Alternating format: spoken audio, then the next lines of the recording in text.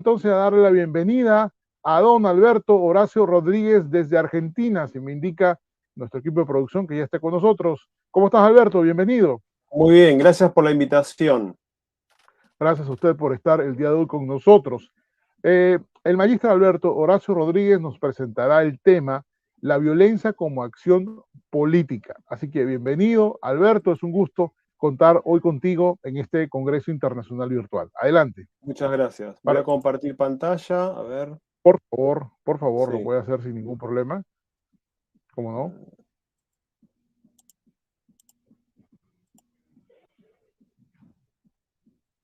Estamos muy agradecidos por la audiencia que tenemos y ya tenemos la compartida. Puede ponerlo en modo presentación. Sí, ahí vamos. Ahí Excelente. estamos. Muy bien, entonces lo Muy dejamos bien. con del magíster Alberto Horacio Rodríguez. Adelante, estimado Alberto. Muchas gracias desde la bella Buenos Aires. Gracias por la invitación. Bueno, vamos a pensar juntos y juntas sobre la violencia como acción política, ¿sí? Bien. Acontecimientos políticos y policiales alrededor del atentado a la vida de la vicepresidenta de la Nación Argentina instaló en los medios de comunicación y en las redes sociales un repudio en contra de lo que se denomina discurso de odio.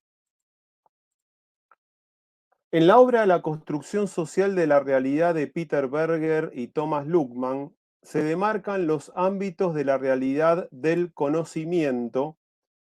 La tesis central de los autores viene a resumirse casi perfectamente en el título La realidad se construye socialmente.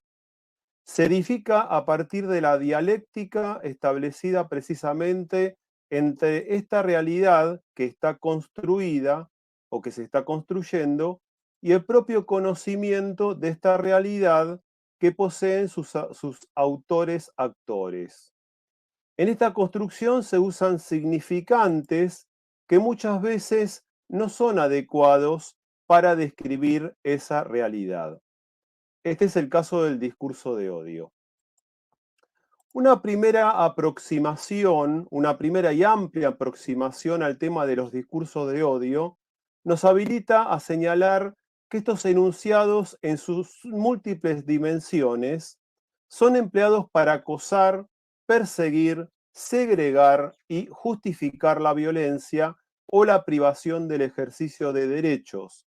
Genera un contexto de prejuicios e intolerancia que impulsa la discriminación, la hostilidad o los ataques violentos a ciertas personas o grupos de personas por motivos de raza, etnia, color, sexo, idioma, religión, opiniones políticas o de cualquier otra índole, origen nacional o social, posición económica o cualquiera otra condición social. En el ámbito europeo, el Consejo de Europa, en el año 2015, ha definido el discurso de odio como el fomento, promoción o instigación del odio, la humillación o el menosprecio de una persona o grupo de personas, así como el acoso, descrédito, difusión de estereotipos negativos, estigmatización o amenazas con respecto a dicha persona o grupos de personas, y la justificación de esas manifestaciones por razones de raza, color, ascendencia, origen nacional o étnico, edad, discapacidad, lengua, religión o creencia, sexo, género, identidad de género, orientación sexual y otras características o condiciones personales. Esta facultad de los discursos de odio, de fecundar de Discúlpame, intolerancia e Alberto, perdóname, incentivo. Sí, sí. discúlpame, tu PPT no avanza, te has quedado en la portada. No, ¿Ah, sí? no, sí, no avanza, no sé por qué razón. Mm, Ah, ah, ah, mm, ah. A Qué ver, lástima. a ver, Ahí no se ve que avanza. no se ve que avanza. Si quieres, ponlo en vista, modo lectura, vista, en la parte de arriba coloca vista, modo lectura, a ver cómo nos va.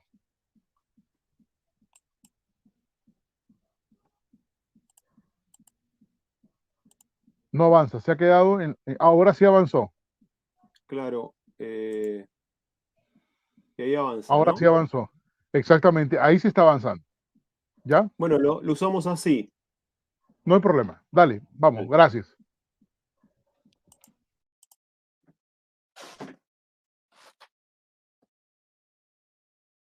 Bien, les estaba diciendo que esta facultad de los discursos de odio y de fecundar un ambiente de intolerancia e incentivar la segregación y la violencia puede concebirse de una manera más profunda si se los analiza en tanto discursos sociales. Los discursos sociales, según Mark Angelot, pueden ser percibidos como todo aquello que se dice y se escribe en un determinado momento histórico en una sociedad dada, todo lo que se narra y se argumenta en un determinado momento a través de los medios de comunicación, las conversaciones públicas o las redes sociales.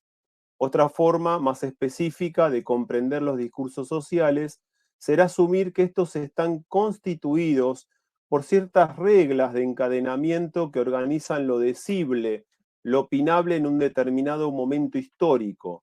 Estos encadenamientos discursivos prescriben formas legítimas del decir que al hacerse un lugar en el todo indiferenciado del murmullo social, tiene eficacia social y públicos cautivos.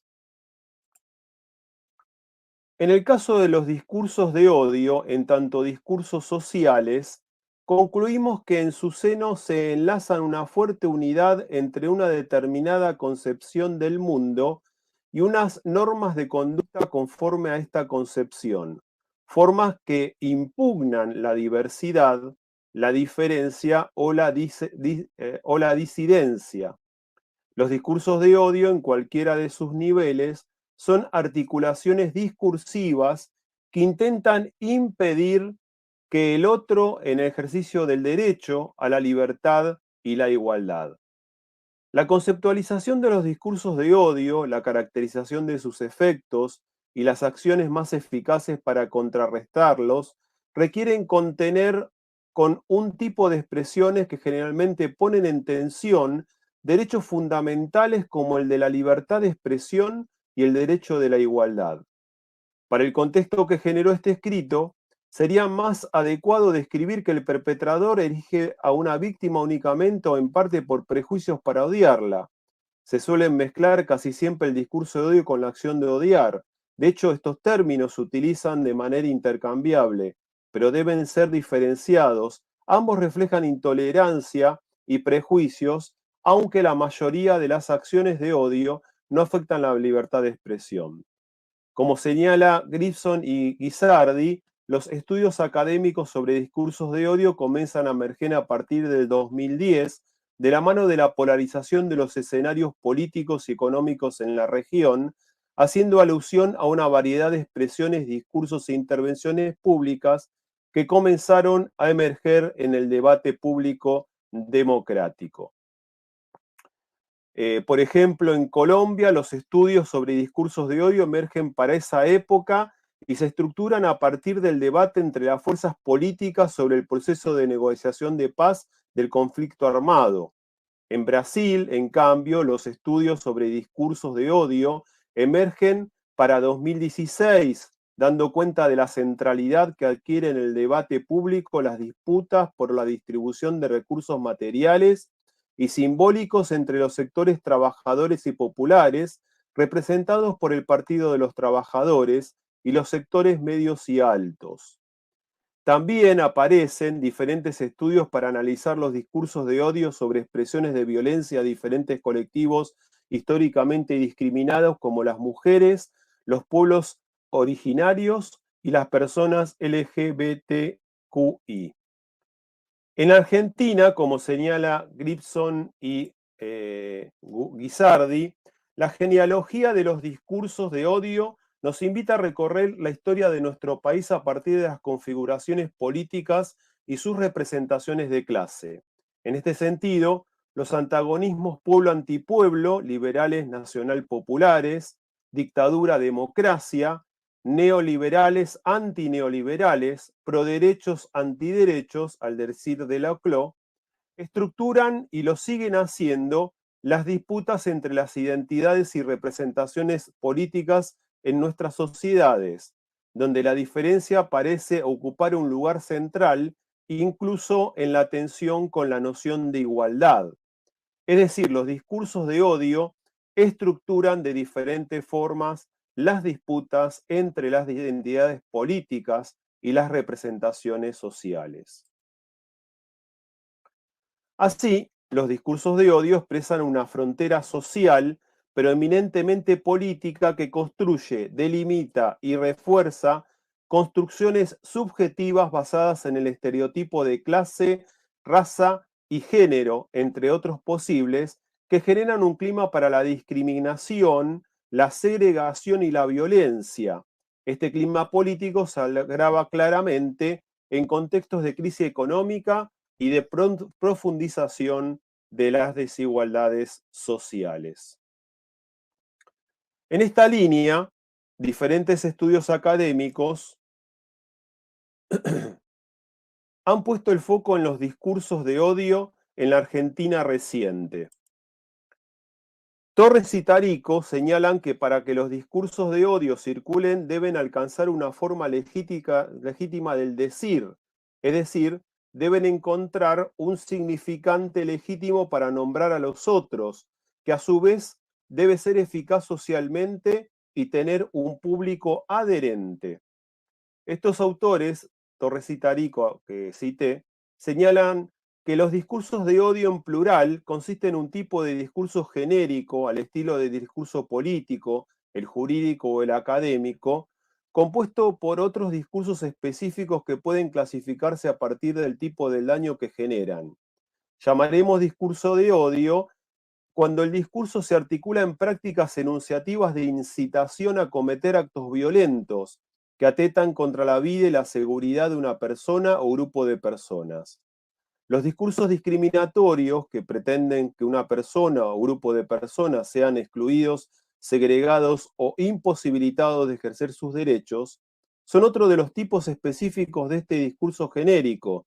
Este tipo de discurso de odio no atentará con la vida o la integridad física de las personas, sino que amenazará su dignidad ciudadana, es decir, el derecho a ejercer libremente sus derechos, su ciudadanía.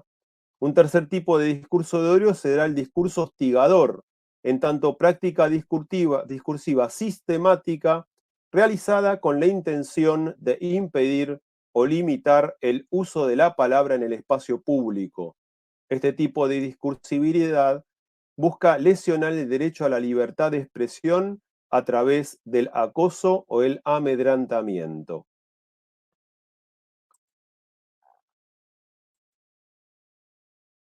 En la misma línea, en julio de 2021, la Asamblea General de la ONU mostró su preocupación sobre la propagación y proliferación exponencial del discurso de odio en todo el mundo y adoptó una resolución para promover el diálogo y la tolerancia interreligiosa e intercultural para contrarrestarlo. Además, en ella se reconocen las necesidades de acabar con las retóricas discriminadoras y xenófobas y se llama a todos los actores relevantes, incluidos los estados, a aumentar sus esfuerzos para abordar este fenómeno de conformidad con el derecho internacional de los derechos humanos. Finalmente, proclama el 18 de junio de ese 2021 como día para contrarrestar el discurso de odio, el cual se conmemoró por primera vez en el 2022. La ONU define que los discursos de odio son cualquier forma de comunicación de palabra por escrito o a través del comportamiento que sea un ataque que utilice el lenguaje peyorativo o discriminatorio en relación con una persona o un grupo sobre las bases de quienes son y, en otras palabras, en razón de su religión, origen étnico, nacionalidad, raza, color, ascendencia, género u otro factor de identidad. Muchas veces las narrativas también son un medio para justificar e incitar a la violencia. La propaganda extremista utiliza narrativas basadas en ideologías violentas y excluyentes, presentando puntos de vista polarizados del mundo, ellos contra nosotros, y apelando a emociones como el miedo, enojo y resentimiento.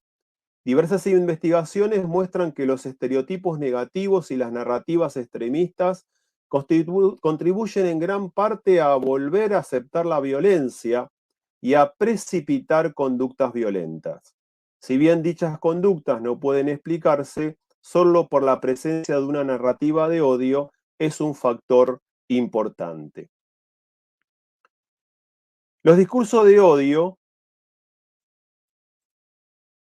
Los discursos de odio que circulan en las redes sociales y en los medios de comunicación son expresiones de los diferentes clivajes que nos atraviesan como sociedad y organizan nuestra forma de habitar en ella y, como señalamos, nuestra forma de pensar y comprender el mundo que nos rodea. Y como todo clivaje, como dice Castells, los discursos de odio que circulan en el espacio público tienen un uso político que está determinado por su eficacia para construir y justificar la existencia de un ellos y por lo tanto un nosotros, donde la identidad de cada uno de estos colectivos se encuentra justificada en contraposición con el otro. Sin embargo, esta lógica política de construcción de subjetividad, que Laclau estudió para caracterizar al populismo, aquí recupera una dimensión violenta al percibirlos como responsables de las vulneraciones de sus privilegios o estatus social. Este sentimiento de vulneración de privilegios se expresa en miedo y por lo tanto en odio a la otredad, lo diferente y o lo desconocido, y forma la base de este tipo de discursos. Esta organización del mundo basada en prejuicios y estereotipos sobre los otros también nos habla de cómo es este nosotros. Es decir, los discursos de odio también construyen comunidad entre sus emisores. Generalmente se encuentran asociados a sectores conservadores en cuanto identifican que la presencia de esa otredad altera el orden conocido y aceptado de la normalidad.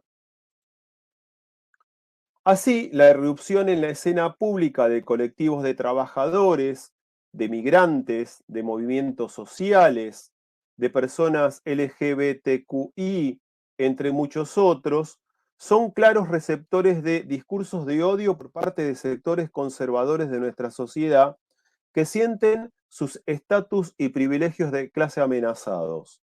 Y en momentos de crisis económicas, políticas, sociales y civilizatorias, como señala Landen y Arconada, el uso político de los discursos de odio permiten acumular el descontento y la frustración de una parte de la sociedad a partir de simplificaciones narrativas que intentan cargar las responsabilidades y los efectos de estas crisis sobre otros sectores sociales como los migrantes, los trabajadores informales o de la economía popular, los jóvenes, etc.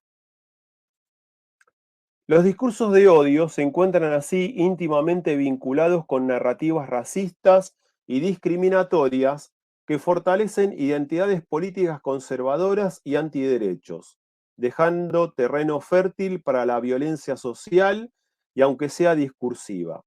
Como tal, la lucha contra los discursos de odio es parte de la batalla cultural y comunicacional respecto de las causas y consecuencias de las desigualdades sociales y las crisis económicas, por lo que desde nuestro lugar es fundamental poder construir argumentos fundamentados en datos que permitan disputar el sentido común hegemónico en estos tiempos. Muchas gracias por la atención.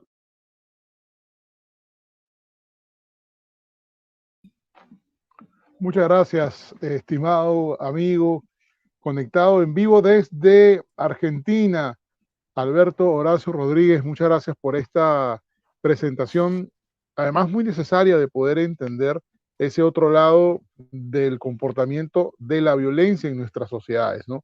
Ya habrá oportunidad, Alberto, para poder profundizar en otros formatos que tenemos, porque yo me imagino que tú tienes una casuística, tienes números, tienes estudios que serían muy interesantes compartirlos, pero de verdad, muy agradecidos por tu participación y por este enfoque que nos has presentado el día de hoy.